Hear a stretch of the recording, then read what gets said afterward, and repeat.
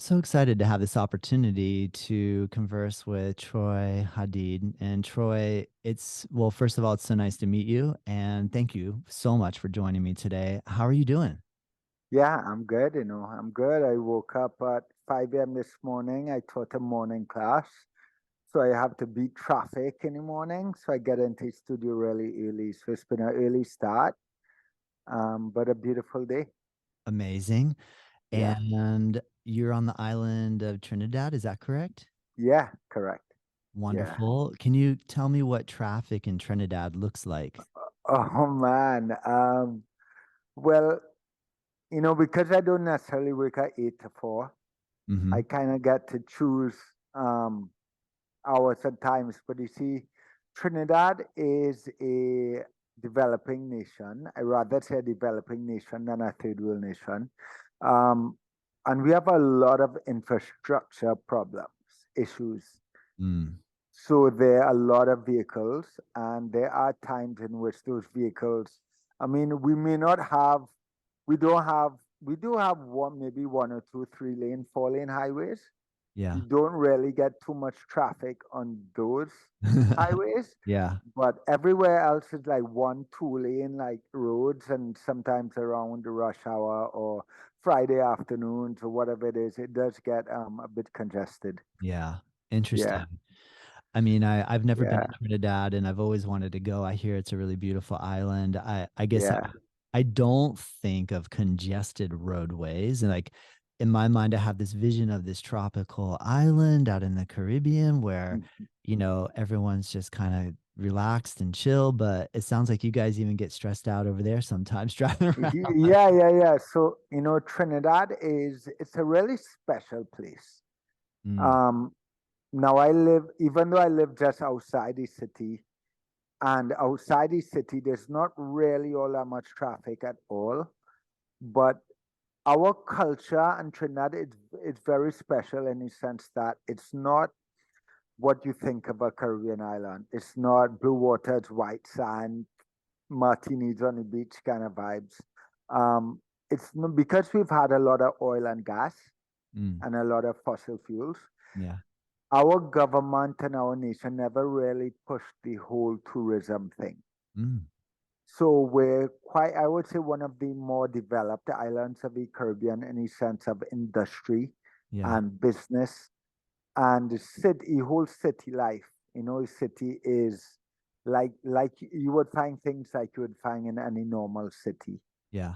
Yeah. So it's a blend of this relaxed Caribbean life, and it's a blend of real city life. Yeah. And in Trinidad, like if you're visiting Trinidad as a tourist, to really get outside into nature, like we have so much majesty, natural majesty, waterfalls, beaches, all of it, mountains. We're so blessed in that way. But to find it, you actually have to go outside of a city. Yeah. You Yeah. have to come with that intention to have someone take you to these places a lot of the time. Yeah. Amazing. Is it true on Trinidad where there's like the tallest Hanuman over on this side of the Yeah, world? yeah, there is. It's in where we would call Central Hmm. Trinidad, and there is the tallest Hanuman statue, to my knowledge. What is the Yeah, story or the integration of Hindu culture and tradition with the Trinidad culture? yeah. So I am not a historian, but I will give you what I think is accurate. Okay. Um, so before Trinidad became independent, we have a majority of our population are African and Indian. Hmm. Then we also have a little bit of Asian and Middle Eastern and European, but the large majority is Indian and African descent. Yeah. And of course, the African population, majority of them came via what we know as the African slave trade, and I don't even, I can't even put a name to it. But Yeah. and then after that, the Indian people came as indentured laborers. So, from my understanding, they weren't so much slaves as such as the Africans came, but they were actually paid to my understanding, paid very small amounts and given land to come over here and work. Yeah. So we have a massive African and Indian population, which is a huge part of our culture as well. Yeah. Nice. Yeah. I would imagine the food has to be pretty good if you get it. Phenomenal, phenomenal food. Yeah. Phenomenal. Yeah. It Oh really man. is. It really is special. Oh, I bet with Not, that. not always healthy, Yeah. but very special food. If you come into Trinidad to visit, you wanna be ready to eat. Nice. And so were you Yeah. born there? Are you born and raised there? Yeah, I was born here. My mom's family is European. So my mom's ancestry is Irish, Yeah. and my dad's ancestry is Middle Eastern. Uh-huh. Nice. If you want to put labels on those things, Yeah. somebody mentioned to me the other day when I was referencing ancestry that I didn't mention African or Indian, and I was like, yeah, well, of course. To me, Africa, the birthplace of humanity. Yeah. So we Yes. we all come from that, but it all depends how far back you want to go. Yeah, great But point. for this casual discussion, we Yeah. could say European and Middle Eastern. Yeah. Yes. Amazing. And so then at what age were you when you first heard the word yoga? I mean, now you're growing up around Indian people from India, so Yeah. I'm thinking there has to be some yoga Yeah. philosophy, history, practice. Obviously, with this massive Hanuman statue on the island, you Yeah. you got Now, introduced to this early. well, to be honest, Todd, it's like where I live is in the northwestern part of Trinidad, and you see social circles are very much Mm, small. And when I was born, my mom was 40, so I think my parents weren't all that adventurous in helping me discover cultures and so on. I did that on my own, yeah. but they were one huge influence on my life from a really young age was Jesus. And I think from a really young age, I saw outside the box that religion put him in. And I started looking to Eastern cultures and Eastern philosophy. And I remember, if I have to put a finger on it, my very first introduction to yoga as we know it, or anything spelt in that way, like YOGA and that box, Mm, was I was 14 years old. mm. And it's a cool story, but I'll cut it short. So apparently, I was sent to detention. And the teacher was Mr. Gayadeen. And all I could remember, Todd, was I used to go up every lunchtime, go up to sit with Mr. Gayadeen, and he would give me these books to read, all of these books to read. And the first book he gave me was on the practice of brahmacharya. Mm. And that was my first Interesting. introduction to yoga. Now, a long story is that for many years, I always said I wish I could meet Mr. Guiding again to tell him how he may have influenced my life. Yeah. And I've been talking about that for the last 15, 20 years, as long as I've been teaching yoga. And a few years ago, I got this message in my email from my website. And it said, I think I gave you Practice of Brahmacharya to read in Oh, 1994. that's S. Gayadeen. that's so cool. So I then replied to him and got his phone number, and I called him. And he was the first one to tell me, he's like, Troy, let me get your story straight. You were sent to detention. And he recently, yesterday, told me that the reason he gave me that book was that that's the book he was reading at that point in time. Ah, And he's not Hindu. He doesn't practice yoga. He was just reading that book. And he said to me that most adults can't read that book. And he gave it to me because that's all he had. He wanted to occupy my time in detention. yeah. And he said, I sat there and I devoured it. And then Ah, after that, I came up every lunchtime to read more. I came to detention of my ah, own free will to read more and read more and read more. that's so cool. And what's most beautiful about that story is he said to me, he said, Troy, I now teach in Toronto, in Ontario, Canada. Yeah. And he says, you say you've been talking about me for the last 15 years and the influence I potentially had on your life. He says to me, but I've been talking about you for the last 25. Oh, He said, I've been talking about you as his 14-year-old kid who influenced me with his commitment and his dedication. And I talked about you up until this day. huh. And he says, that's how I found you because my students Googled your name No way. and told me you were an international yoga teacher. And that's what really caught him off guard. And that's what brought him to go and make that comment on my website. Wow. But he says, look at that synchronicity Yeah. that we have been talking about how we influence one another's lives without ever having a word since 1994. Wow. That is really cool, Troy. That is a Yeah, great story. Dude, I'm yeah, glad you shared that. yeah, It's so interesting. It just made me think about a teacher I had that got me to read books that were outside the box, and how I've always thought fondly of him for pushing me in that way. That's so yeah. neat that it actually came full circle back though to where his students are saying, "We found the guy you're talking about."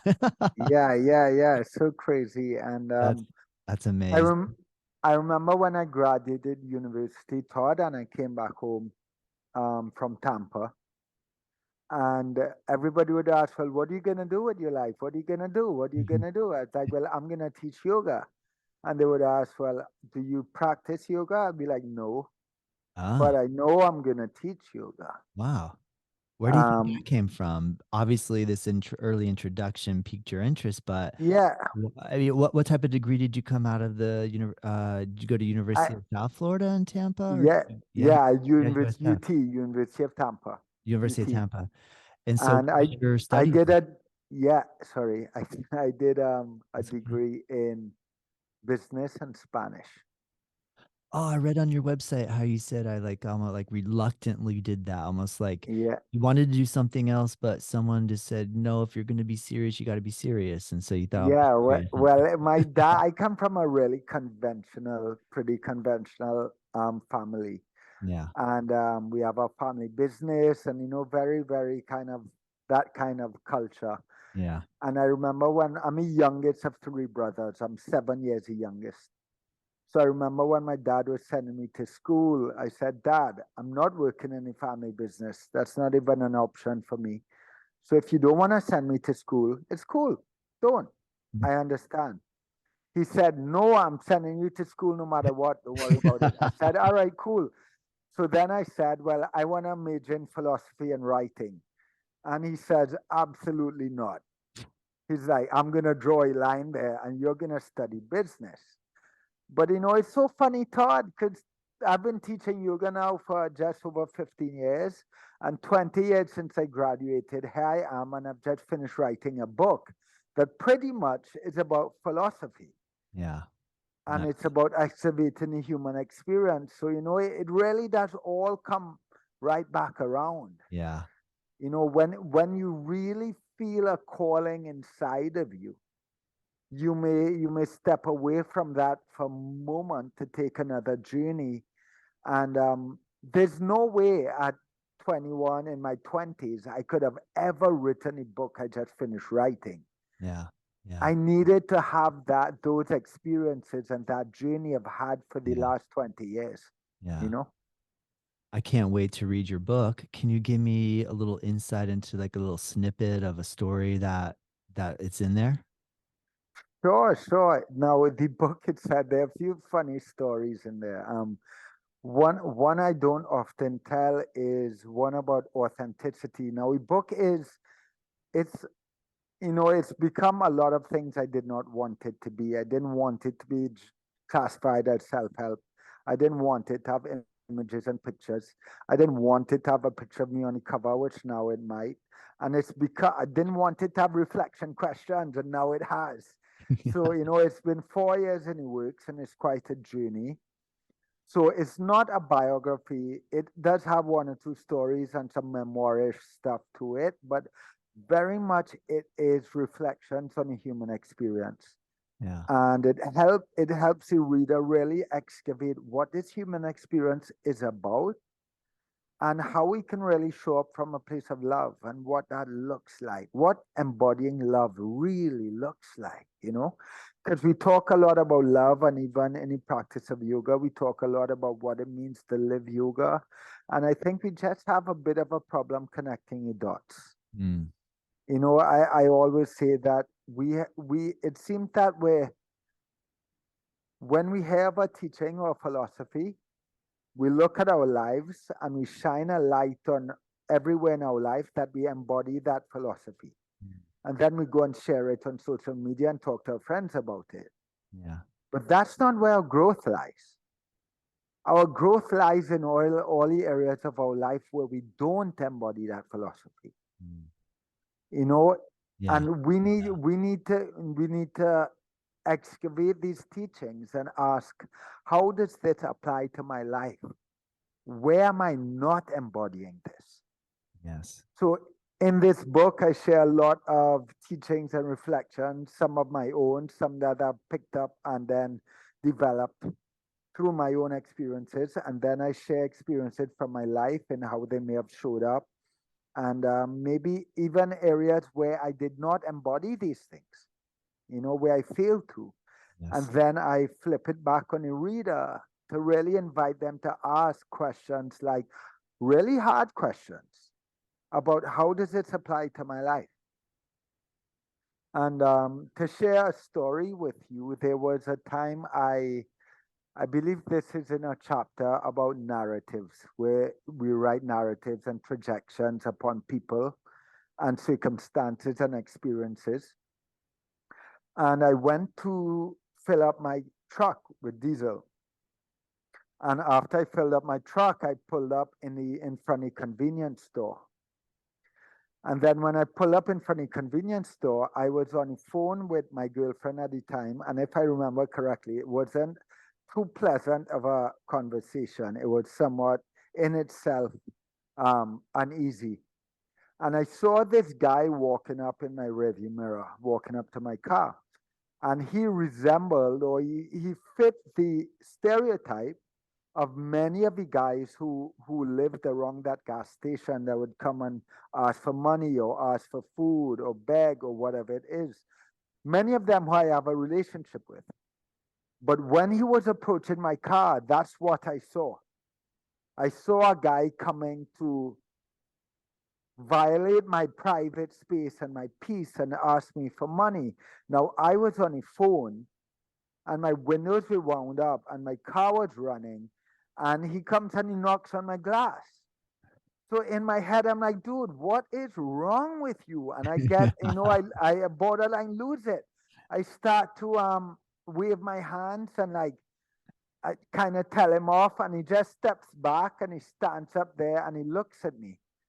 He's waiting on me to finish my phone call. And in my head, I'm like, how rude. I'm like, don't you, in my head, I'm writing this narrative. I'm Oh like, yeah. man, don't you understand personal space? What's your problem? So a few minutes passed and he's still standing up there looking at me in complete disbelief that I could be, that what am I doing? Like, this guy has to be nuts.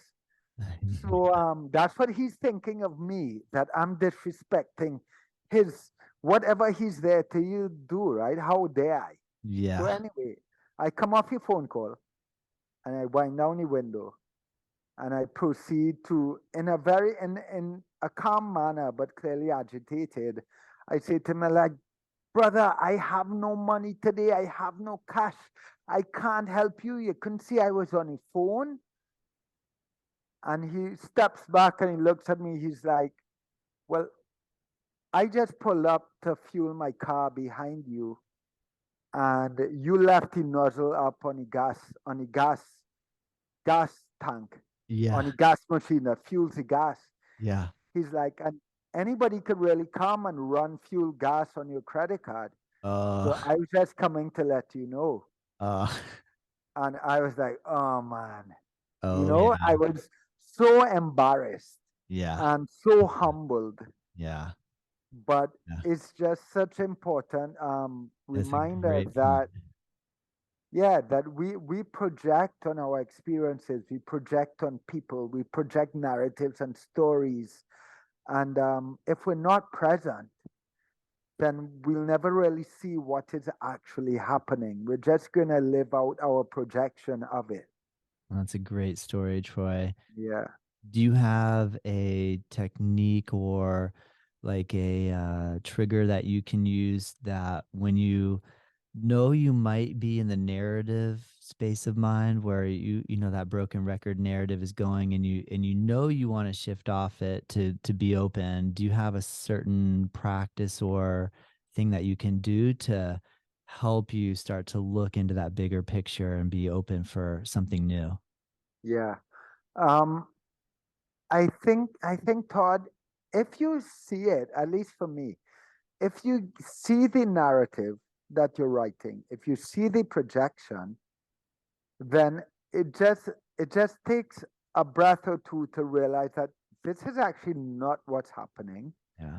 So be present and be in the moment and see what this moment allows for you. See what this moment has for you, right? Yeah. But the problem is that most of the time we don't see the narrative we write. Yeah. If we see narrative, that then the rest of it is easy. It's just a conscious decision. Yeah. But I think most of the time we're so busy and we're so caught up that we don't see that narrative, right? We're just Yeah. puppets to our Yeah. mind and our Yeah. emotions Yeah. and these stories we create. Yeah. Do you think there needs to be some type of narrative, or do you think it's possible to live narrative free? Hmm, what a Yeah. question. Because I guess the reason I asked that is that I was reading something that was right along the lines of what you're saying in terms of like if we're dreaming of something for ourselves, like we almost would want to ask the universe to be surprise us. Because if we're looking for specific, like if say for example I'm like I want to write a book and that's my dream, and so I'm visualizing that I'm gonna start writing the book and actually get down and start writing it, but maybe out of the blue some random situation comes because I was open to the universe surprising me. And I guess I'm wanting to cultivate that like openness, like, okay, universe, I'm ready. Like, I might not be, I want to have my eyes Yeah. ready for it. I want to be like open so that maybe I could open that portal a little bit. And so I'm just, but I also think that when I think about my own narratives, sometimes I'll think my narrative is so spot on, and then I'll get a dark night of the soul and I'll realize, geez, my narrative needs to shift again. I feel like I keep having to shift my narrative. Yeah. What are you thinking about that these days? Um, first thing I have to say with regards to that thought is I can't remember where I heard this. I think I may have heard Sadhguru say this once, but he implied that it was a reminder, right? And we all did need this reminder that there is an intelligence that dreams far greater than we do. There's an There is, intelligence that there is dreams an far greater. intelligence, yeah. Yeah, that's a good one. I So, like that. so whether you want to call that intelligence God, or you want to call that intelligence a universe, and as much as we interact and manifest and create our lives, there is an intelligence that knows what we need and that can dream far beyond we could have ever dreamed. If you had asked me up to mid-teens if I would be teaching yoga or living out in the forest, there's no way. I probably would have told you I wouldn't even be living in Trinidad. Yeah.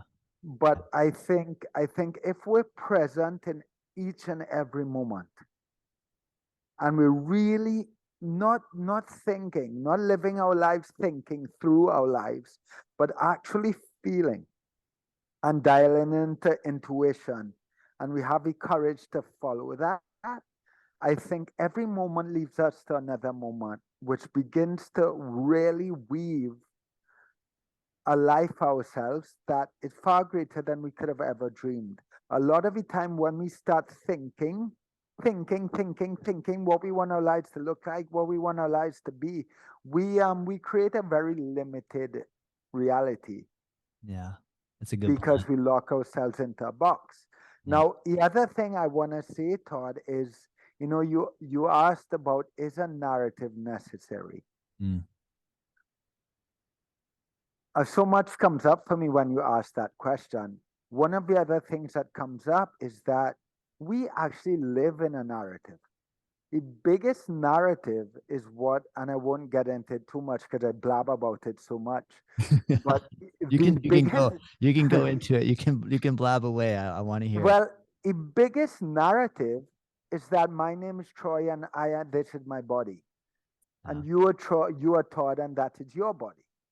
That is the biggest narrative of all. From the day we're born, we're told that we are given these individual identities. Mm. That is BS, That's in BS. my opinion. Yeah. So anything that adds on to that narrative is in itself an illusion. Because me and you, to me at least, to my understanding, me and you are not separate.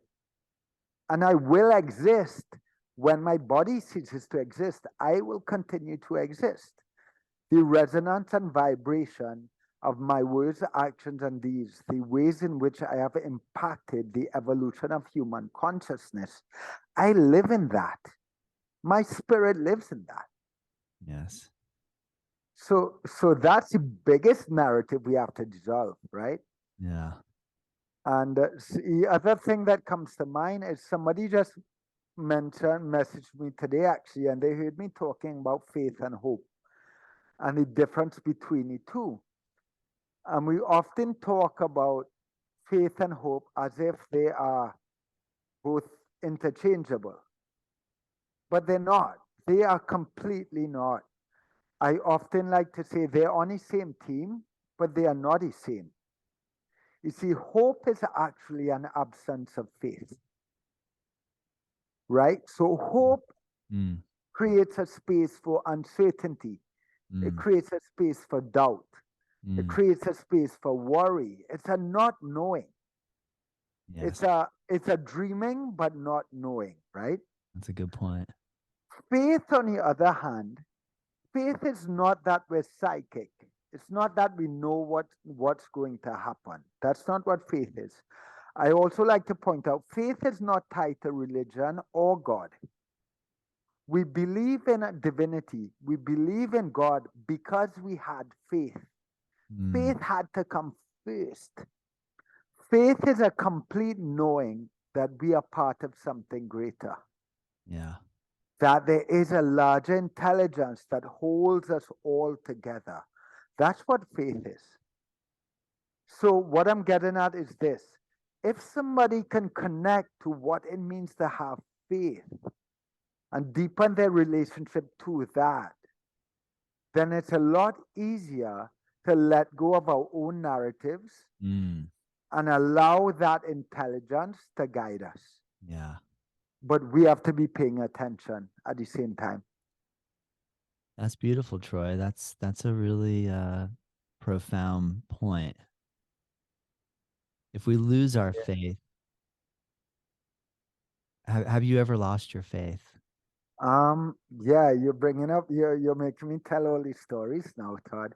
Um, there are, we're all human. We all screw up. We all make mistakes. We all feel pain and suffering and heartbreak.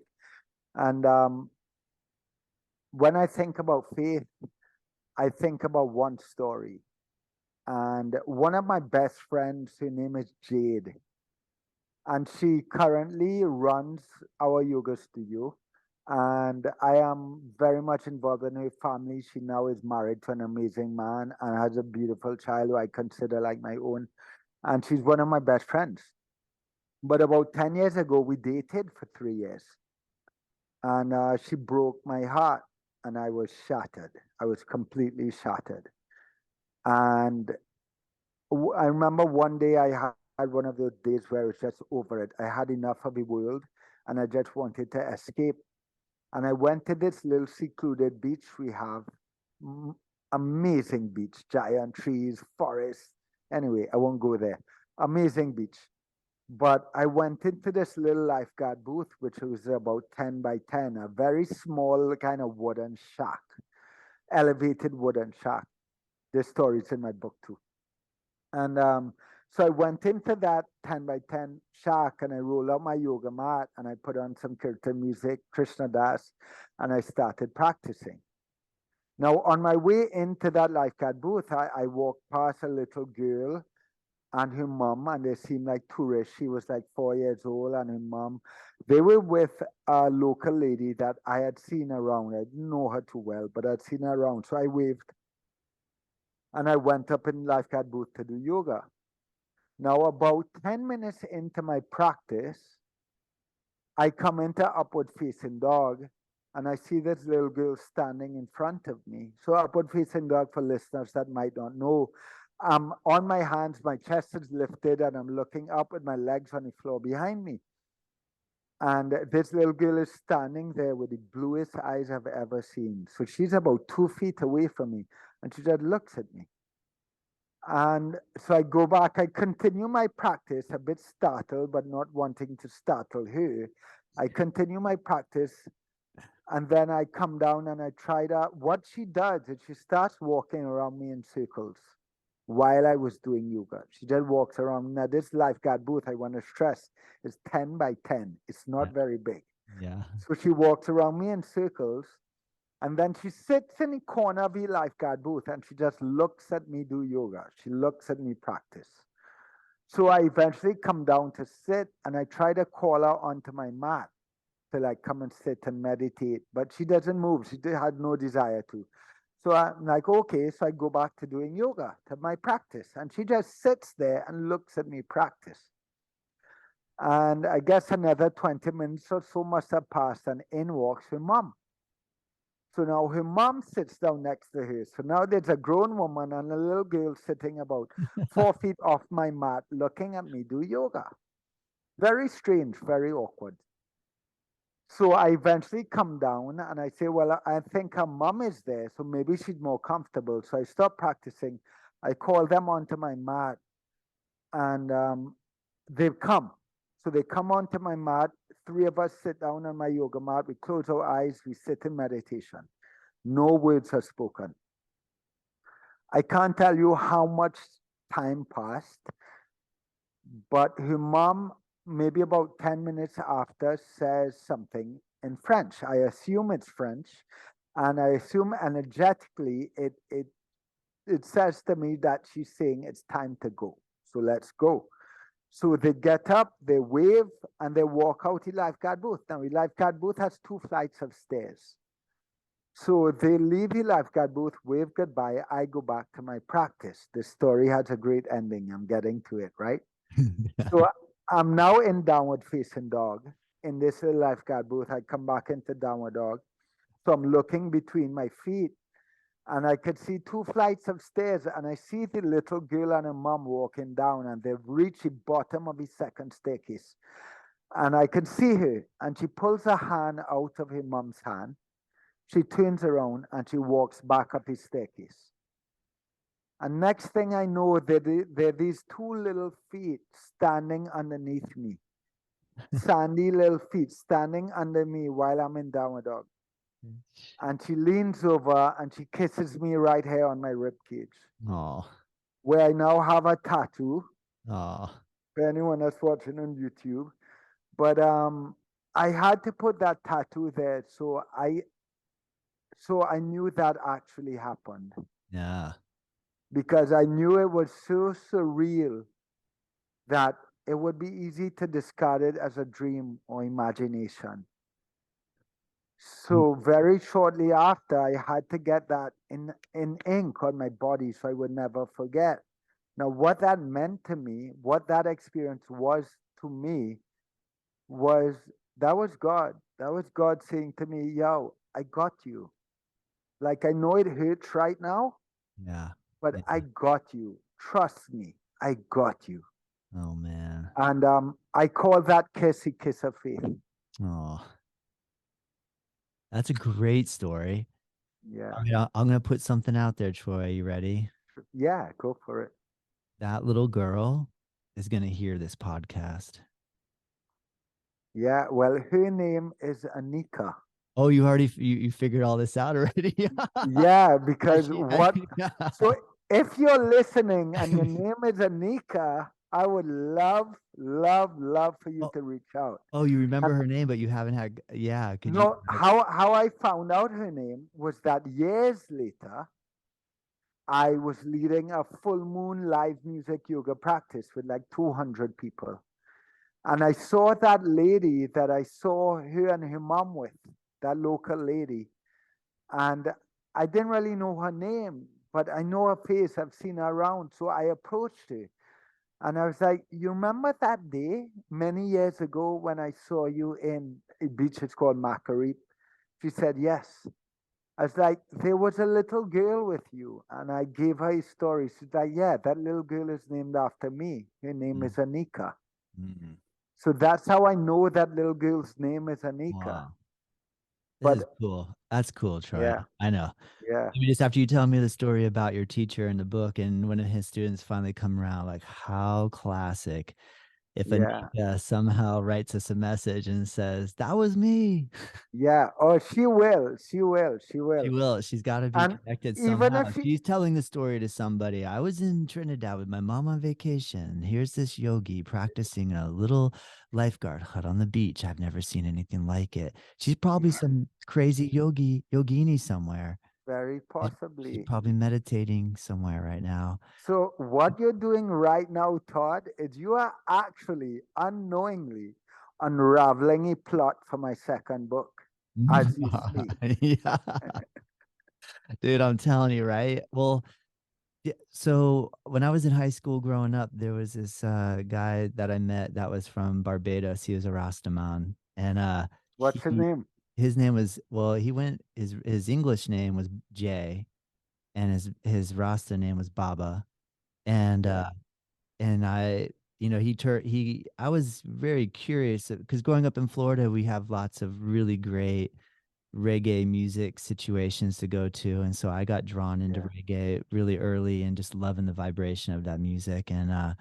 And so I really enjoyed hanging out with Baba. Like we play congas, he cooked me amazing coconut rice dishes, and he's just a really cool guy. And he turned me on. He's like, "Have you ever seen that movie Countryman?" And so I watched Countryman. Have you ever seen Countryman? Yeah. Yeah. Long time ago, you making me want to go back and see it again. And it's this idea of this Rasta, this person living really close to nature, where he could call the thunder. He could call, like, he was so connected with nature that he just had that sort of like natural mystic connection. And so I've always dreamed of that kind of, just like that's a really neat thing. For me, that's always been a really like something to strive toward, Yeah. to connect with nature on a way where it feels like it's true faith, like what you said. And I love that you brought Yeah. up that faith probably came before any name of a deity, God, religion, book, Yeah. because to have that deep knowing that we're actually a part of something, that we don't have to worry about anything. Like we really Yeah. just don't have to worry, because no matter what Yeah. happens, we're in it. And there's true love. So that's really cool. I love hearing that story. I feel like, and hopefully you can help dispel if this is like a myth, or Hmm.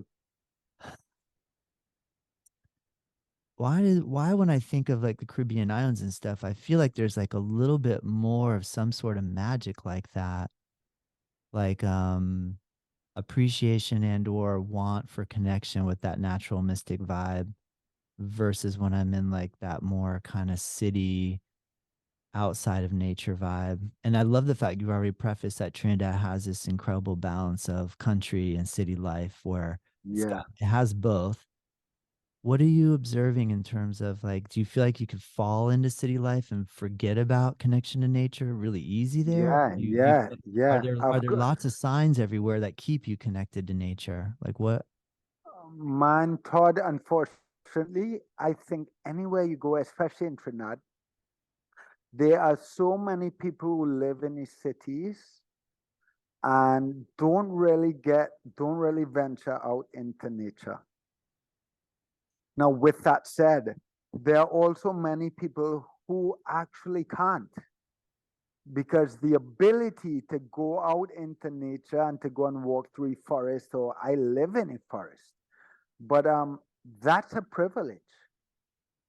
That's a privilege that many people in Trinidad, maybe they don't have a vehicle, or they can't afford, or they can't get transport, or life doesn't allow them time to go and sit in nature, or be by a waterfall, or walk through a forest. Um, so getting, at least in the Caribbean, in Trinidad, being able to spend time in nature like that it is very much a privilege, and it's very easy in Trinidad to get sucked into a life that doesn't allow that. Yeah. But what I would say is, like I grew up in the city. My whole life I grew up in the city. I surfed since 15 years old, so I would go to the beach twice, 3 times a week my whole life. But I was still very much a city boy, right? I grew up in the suburbs, Yeah. and only about 8 years ago I actually went to live. I live within nature, like in the depth of forest, just about 30 minutes outside of the city. And the mountain I live on, nobody else really lives there. I could scream at night and nobody would hear me.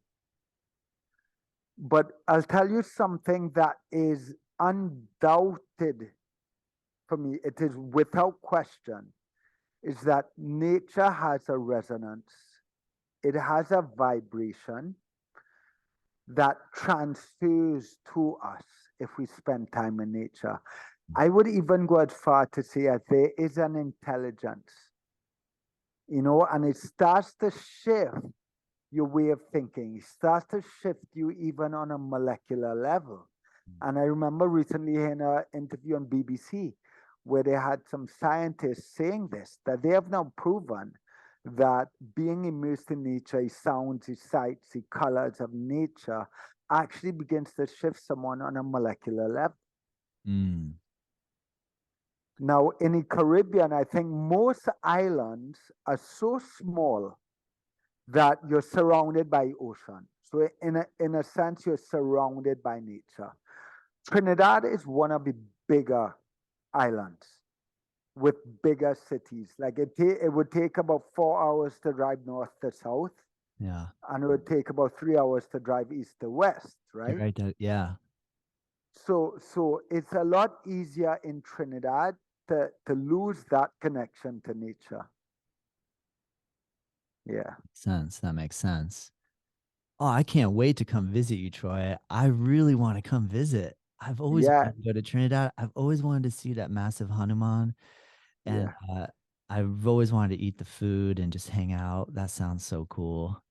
Well, you're welcome, my brother. You have a yoga Oh, studio, you have a family, you have a home here now. You're oh welcome anytime. man. Well, thank you. Yeah. It's We so also cool. have some pretty decent surf from time Yeah, to I wanted to time. ask you about that. Yeah, so Yeah. like wind swell, or are you watching like versus Probably uh, winter, ground, north ground? swell. Yeah. Yeah, Yep. during Yep. winter we get some Yep. pretty decent waves. Yeah. Are there islands that are blocking? Is there a certain window that only works for you, or you just There have is, but I feel like if I talk about this on a podcast, Todd, I'm gonna be slaughtered by locals. So, so I'm gonna plead the fifth, and we could have a private conversation. Alright. I respect that. I respect Yeah, that. yeah, Yeah, great point. Great point. yeah, Yeah, yeah, we covet our, the amount of time and energy that goes into learning about wind swell, direction, beach tide, high, low yeah, is like you have to pay your dues to get that. So just to hand those yeah, secrets out and then have someone come and just trample yeah, over it, you're like, no. yeah.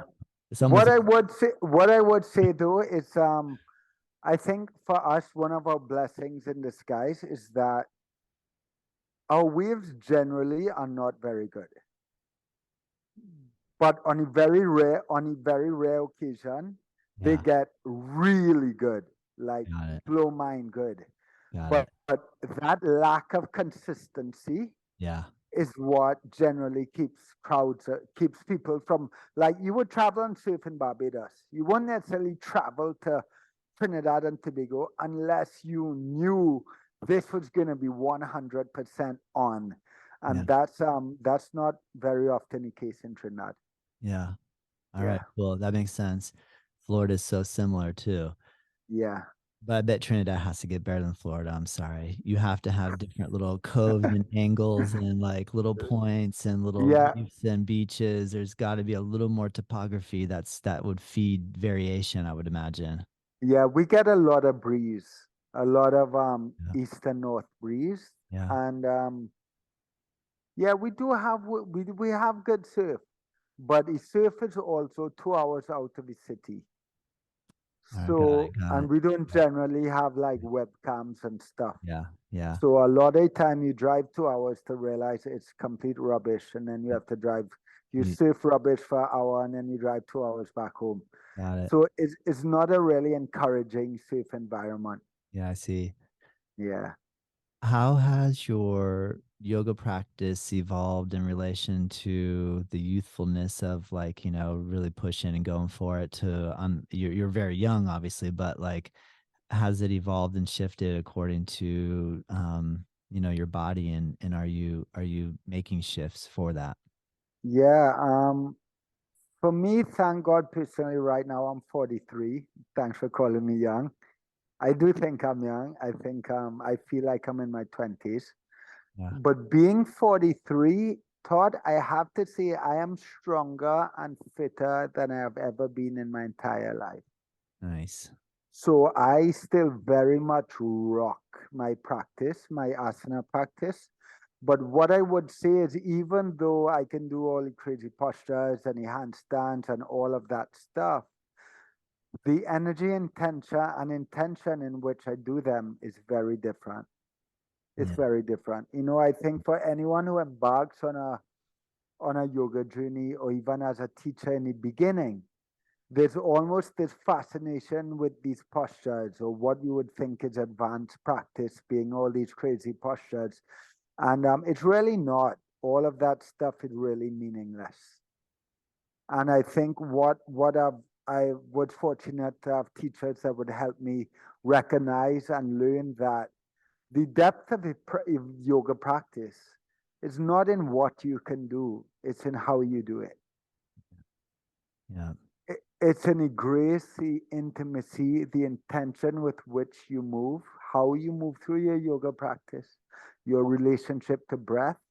That is depth of practice. It has nothing to do with what postures we can do or what postures we can't do, or how able the body is or how able the body isn't. And I remember I did this meditation class with a teacher once, and he said something that really impacted my yoga practice and my asana practice. He said, "Move with so much grace that you don't disturb the air around you." Mm.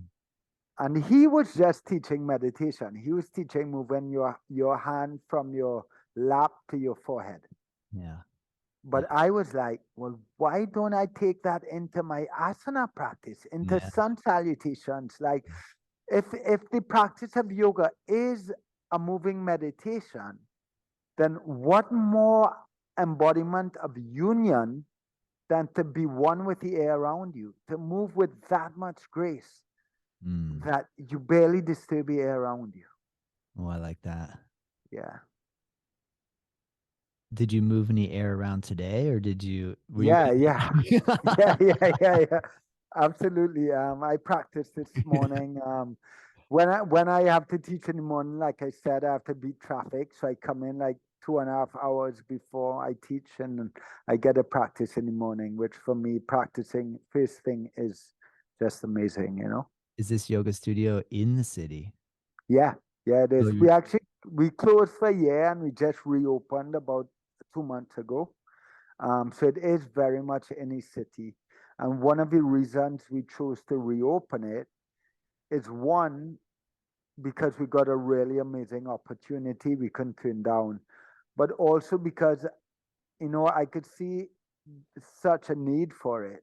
Like, people were losing their shit, excuse my language.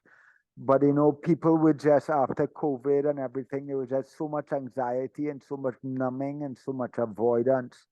that people needed the grounding. People Yeah. needed the practice, you know? Yes, I do know. Yeah. I agree. Can you paint a picture of what your class was like today in terms of what kind of floor, what do the walls look like, how many people showed up, and what type of intention and or sequence did you put together for the group today? So I've never been asked that stuff, Todd. Nice, you have me on my toes. Well, I'm sitting in my yoga studio now. So I can tell you that the floor is laminate, Yeah, light wood laminate. The walls are white. We had about 14 people this morning, and nice. our community is slowly coming back. The studio is heated, Yep. so it was pretty warm, not like Bikram warm, but more warm for consistency. Yeah. And it was mornings are generally a lot of my consistent practitioners. Yep. So it was a strong practice, graceful, smooth, slow moving, really intimate practice. Nice. And at the beginning of every practice, I invite practitioners to connect to their understanding of God.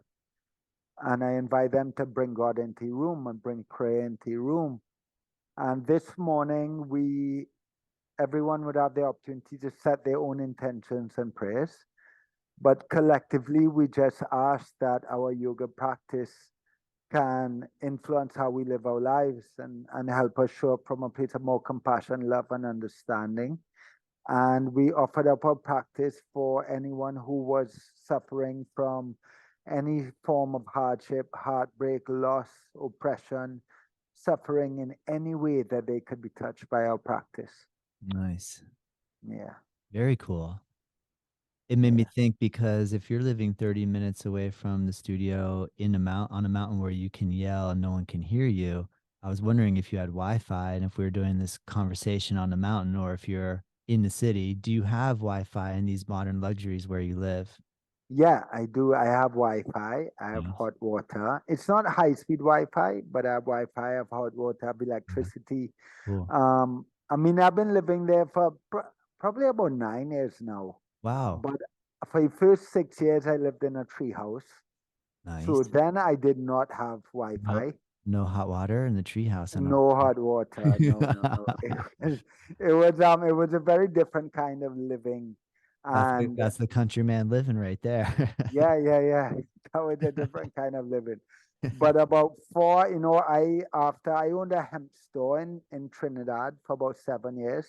And after that, I opened a oil recycling business where we exported waste cooking oil to Europe to be used as biofuel. And Wow. then when I eventually sold that was then when I was able to build a proper house. So I now live in a relatively comfortable house. Very cool. So you bought a little Yeah. piece of land and built a house. Yeah. Wow. Yeah. Yeah. Very cool. Another question, Troy. Hopefully I'm not treading on any toes or sensitive subject here, but the girl that broke your heart, shattered Yeah. you, Yeah. you're running a yoga studio with. How do you do that? Because like that's tough right there. I mean, you know, how do you obviously you guys have worked through a lot and Yeah. really good friends. You were really good friends maybe first or maybe not, doesn't matter. But Yeah. do you ever have moments where you have like feelings, but you have to say, whoa, whoa, whoa, whoa, back up, back up. She's married. I mean, Oh, good question, my good. She's you gonna. said you were an I. open book, so I figure Yeah. Yeah. Yeah. I'll probe in on the book a bit. Yeah. All I right. have to make sure she listens to this podcast because she's gonna laugh her ass off. Okay. Um, but I would have to say, no, it's not. To me, Todd, like love is not something that begins and ends. And I heard a quote by Rumi yesterday. It said that goodbyes are for those that love with their eyes, and goodbyes are for those that love with their eyes. And I Uh-huh. think when you really love someone, um, that love doesn't go anywhere. A relationship can change shape and change form, and dynamics change, and the energy shift, and the boundaries may shift, but that love doesn't go anywhere. And I think me and Jade have proven that. And her husband, who his name is Dominic, I always have to mention because I have so much love and respect for him, and they've taken me in as part of like an outside of their family. And I go to family dinners, and it's just really beautiful. And I give him so much props and respect because I don't know much guys that would allow that, and Yeah. he allowed it from the very beginning. That's Allowed so it from the cool. beginning. It's Yeah. not like it was. Yeah. Sure, there may have been tension and stuff, but it was never really a problem. That's cool. Yeah. So Thank you for yeah, answering that.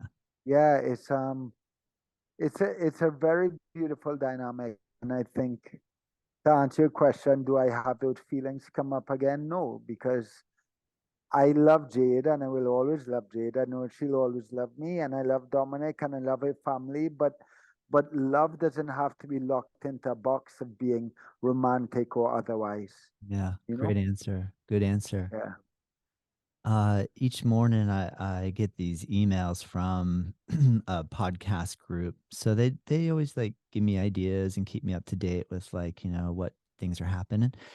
So I open it up this morning and the dude's so regular. I'm like, how does this guy write emails every single day that have so much interesting content? Like that would take so much work. But anyway, he pointed out that obviously you've heard of Joe Rogan, Yeah. real famous podcaster.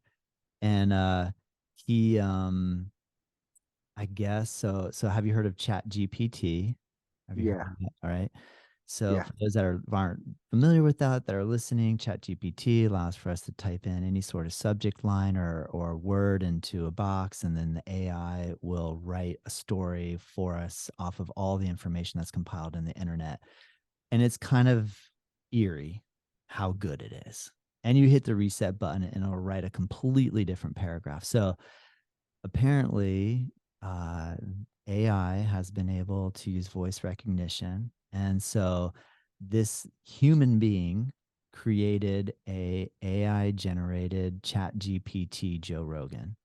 And Joe, the computer Joe, so not real Joe, AI Joe, Yeah. in Joe's voice will ask the human a question and the human will answer, and Joe Chat GPT will come back with a response with a question. It's just outrageous because like, I mean, I like you that we could create an AI Joe, an AI Troy. Yeah. Now, when you listen to it, you can go on YouTube and watch it. I guess I'll try to include that link for anyone that's actually likes to geek out on technology or whatever, if you want to look at it when I post this. But um, how does that make you feel when you hear that? How Mm. do you, does your gut churn a little? Do you feel excited? Do you feel nervous? How are you blending your life in with these new technologies in relation to humanity and robot? Yeah. So much could be said about that stuff, Todd. And someone asked me that like 2 nights ago. Funny enough, I guess it's a topic of conversation. Yeah. And so much can be said, and people have so much opinions on it. And what rings true for me is that I think what's going to happen. My dad always likes to say he's now 83. He likes to say his generation is the luckiest generation because they have seen the greatest development in technology, and that no other generation is going to witness that. And I think he's wrong. I think he's wrong. I think what we're going to witness in the next 100 years or so, in the next 50 years, maybe sooner, I think is going to be greater and far, like absolutely mind blowing. I don't think we can even really wrap our head around it all. And the only response I could have, I have two responses to that. I'm not going to try to project on what it's going to be like, if it's going to be a problem or not a problem or what.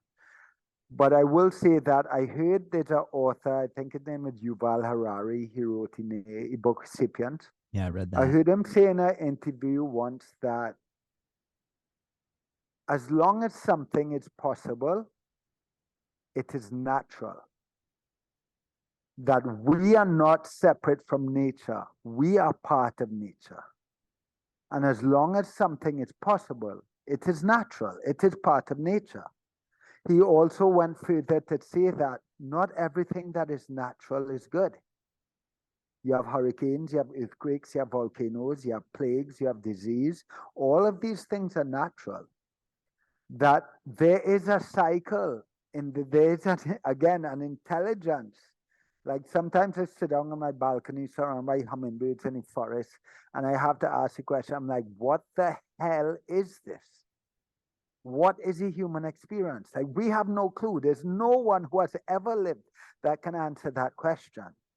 Because any answer carries some uncertainty, and we could keep asking, well, how? Well, why? Well, how? Well, why? And the reality is there's only one answer, Todd. That is, we do not know. We are absolutely clueless as to what this is and what is going to happen.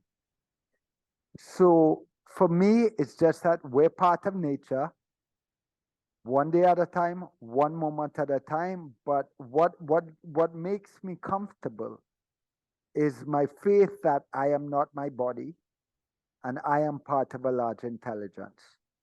And I also know that there will be a point in time in which no one remembers who I am, no one remembers my name or what I've done, and the human species at one point will probably not exist. And I have faith that whatever occurs to make that happen is part of divine intelligence. So for me, I would rather not stress and overthink and worry about those things. All I can control is that in every moment, I try to quiet my mind, keyword being try to, and show up from a place of love in every way that I can. That's all I can do. And Great answer. I will navigate life as it comes, and I will plan if I need to plan. But worrying and having this conversation about AI to me is it's somewhat pointless. It's entertaining, Yeah. but Yeah. it is what it is. Great answer. That was wonderful. Just to assure all the listeners, both you and I still are human. Yeah, yeah, we are. Yeah, we Is are that not AI renditions.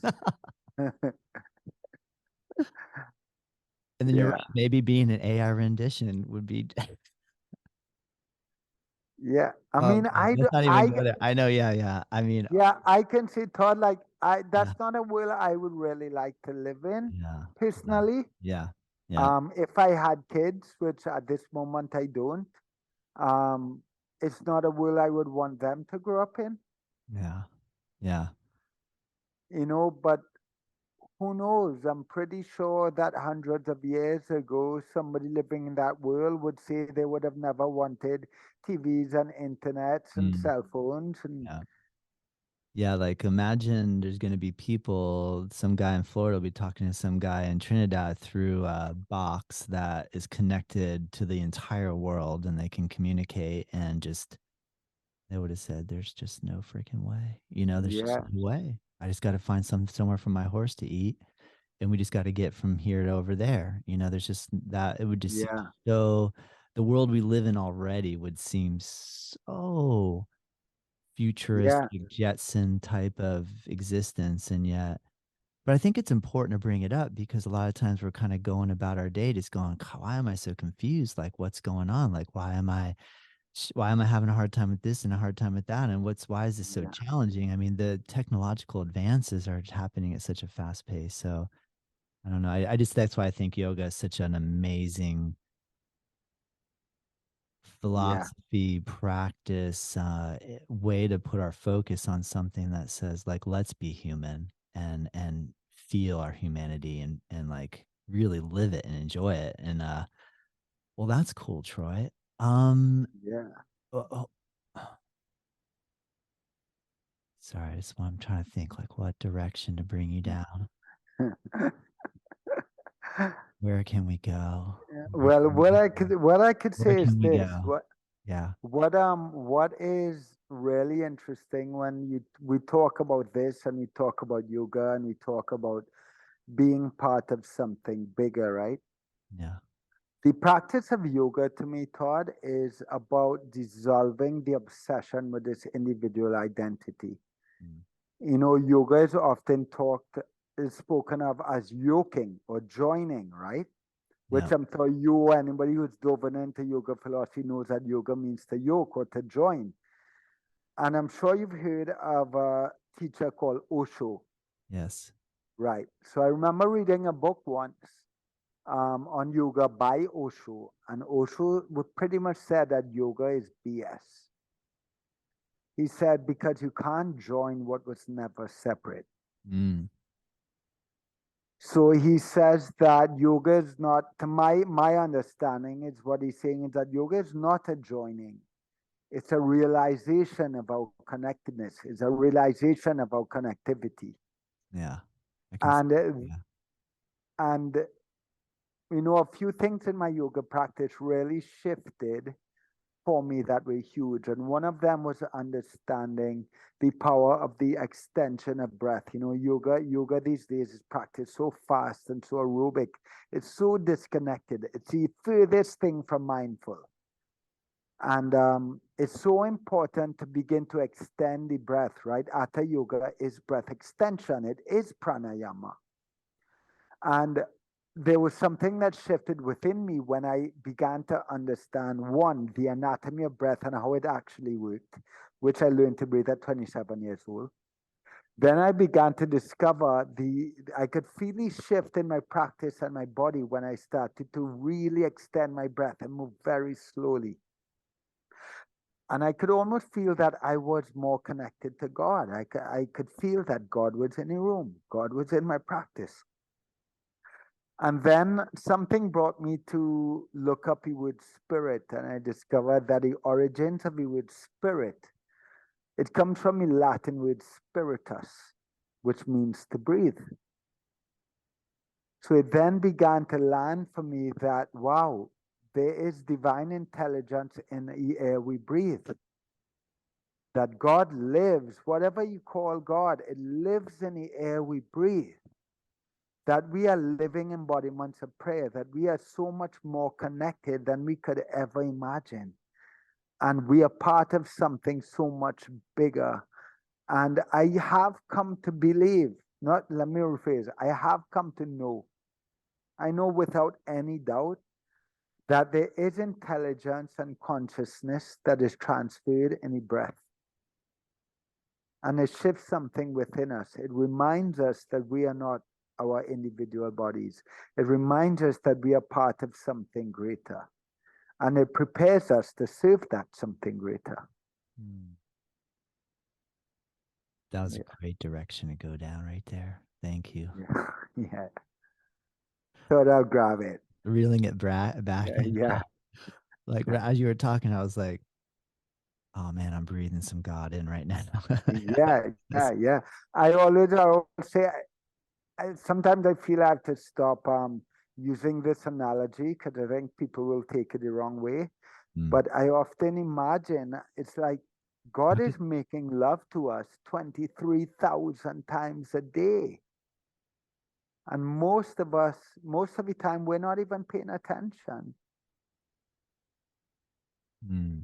you know, and it's so beautiful to think of it that way, that this breath, this spirit, this intelligence of God chooses to be inside of us, you know? That is amazing. I like that. Yeah, Yeah, you're right. It's so easy to not cherish the ability yeah, to breathe. Yeah. yeah, yeah, yeah, Very cool, Troy. What a great opportunity this has been. So yeah, thankful, my friend Lexi Loutzker, for tagging you in a or tagging me on one of your social media posts and introducing me to you. And right when I saw your Yeah. picture, saw a picture of you, big smile, and I thought, oh man, he looks happy. Yeah. Well, thank you, man. Thanks for reaching out, Todd, and thank you to Lexi for making it happen. Yeah, And yeah, thanks for having me. Anytime you want me back, just let me know. that'd be amazing. And Yeah. I really do want to come to Trinidad. I really do want to do it. I always say this to everyone I talk to. I want to visit everybody I get a chance to talk to, and I know it's hard to actually Yeah. afford it and make it happen. But man, it would be such an honor and a treat to come and see your house in the mountain and your yoga studio. And Yeah. I want to see that. I'd love to go practice in that little lifeguard tower that you and Oh, you and Anika it's no longer no there longer right there. All now. right. Nah. All right. I have my own Right little vision now, in my head, but yeah. it's four vertical pillars with no floor. So Okay. unless you could practice on like a 4x4 pillar, I could maybe stand and do a standing leg yeah, bend on top of yeah, it. yeah, yeah, All right. All right. yeah. You could definitely see it. I could take you to see it, but you're welcome at any time, Todd. And Thank you, Troy. I appreciate I that. also have And I have this ticket to Florida that I have to use before September. well, please So come and visit us here at the studio. Let's set up a workshop time for you to offer something, a breathing yeah, or class, yoga. I would love to. One of my dreams, actually, well, one of the things I look forward to doing is teaching in the US. Nice. Because of the whole work visa, work permit thing, I've Yeah. never really been able to. But Yeah. I would absolutely love nothing more than to come up there and be able to teach and share. So you have to use a ticket by September. Yeah, Right now we're in May. yeah, So maybe we do August or September so we have time to yeah, market it and tell yeah. people. All right. September I have a teacher training, Okay. but August it's August. definitely doable. August, cool. And it's a round trip ticket. Like you have this ticket, like you have to use this Yeah, thing. And yeah. it goes to where? I Miami, gotta use it. Yeah, PBI, Tampa, Orlando. Where do you fly in? Is there I fly into Miami. Miami? Easy. So I All could right. do Miami and rent a Yeah. car and drive up. We can make it happen. Like All right. I I would love to, Todd. Let's do it. It would be Let's amazing. make it happen. Let's make it happen. Yeah, yeah. Cool, Troy. I would absolutely love to. So we could chat about that off air. All right, let's do it. Yeah, yeah, Cool, yeah. man. Well, I'm so thankful once again. All the links for the show are going to be in the notes below, and you can click and check out Troy's website, see the teacher training that they're offering in Trinidad. Also, news about your book, which isn't published yet, but soon to be published, It's soon coming. available. So But yeah, can we I read would. it on your blog? Do you have a blog that we can read, or is it My after available? Instagram has a Yeah. lot of my whole Instagram is more like a blog. Every post is 2,000 characters. Okay. And I would invite people to follow me on Instagram Yeah. and then sign up for my newsletter. You actually get some free online content.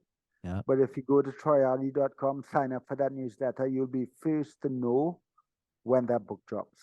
Nice. Yeah. All right, man. Well, I'm gonna stay in touch. Let's Yeah. Thank you, Todd, so much. And thanks to listeners and thanks to Lexi. all right. Yeah. Thank you. Beautiful. Thank Thank you, you. brother. Thank you. Love.